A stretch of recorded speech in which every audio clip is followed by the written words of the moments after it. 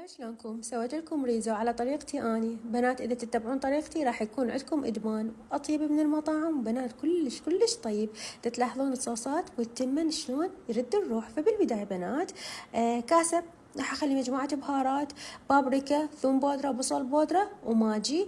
خليت هنا نص كوب من الطحين. ورا اضافة الطحين راح اضيف الملح. ورا اضافة الملح راح اضيف كوب ونص من الماء. اهم شي قوام هذا الخليط راح يكون مثل ما راح تشوفون بالخطوة الجاية. اذا تشوفوه ثخين تخففوه بعد بالماء. صار بهذا القوام راح اضيف صدر الدجاج. انا استخدمت هنا كيلو ونص، سويته بهذا الشكل. خليته ليلة كاملة بنات بالثلاجة، بنتقلوه ثاني يوم يكون كلش ترف والطعم مالته رهيب. بالبداية للتمن خليت قدر، خليت بيه زيت، خليت ورق غار، خليت هيل، خليت كمون، كركم، شوية فلفل أسود. وراها حمست التمن ويا البهارات حتى ياخذ طعم البهارات. وراها راح أضيف مي. المي يكون يغطي التمن. أتركه على نار شبه عالية لحد ما ينشف مي التمن، وأتركه يتهدر لحد ما يصير نثر بهذا الشكل. بعد ما خلصنا التمن راح نسوي الصوصات. أول شي راح نبلش بالصلصة العادية اللي هي مايونيز، كاتشب، خاشوقة عسل. يعطيكم الصلصة العادية. أما صلصة الأعشاب مايونيز وكاتشب.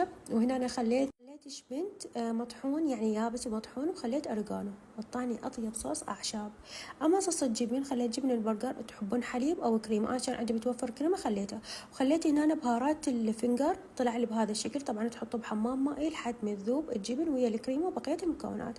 للتغطية طحين وبقسمات. وخليت نفس البهارات اللي هي بصل بودرة، ثوم بودرة، وبابريكا. وأخلي صدر الدجاج بالتتبيلة اللي أنا سويتها وبالمي البارد، وأرجعه بالطحين بنات وأقليه مباشرة. راح يطلع لكم الكريسبي يجنن. طبعا هذا الدجاج تقدرون مو بس بالريزو، تقدرون تسووه يعني لفات مثل المطاعم. طلع لي بهذا الشكل. تلاحظون شلون مقرمش ومقسم بالشكل بنات. ولهنا خلصت وصفتنا. علينا وعليكم ألف عافية. إذا أكو ملاحظة أو استفسار اكتبوا لي بالتعليقات.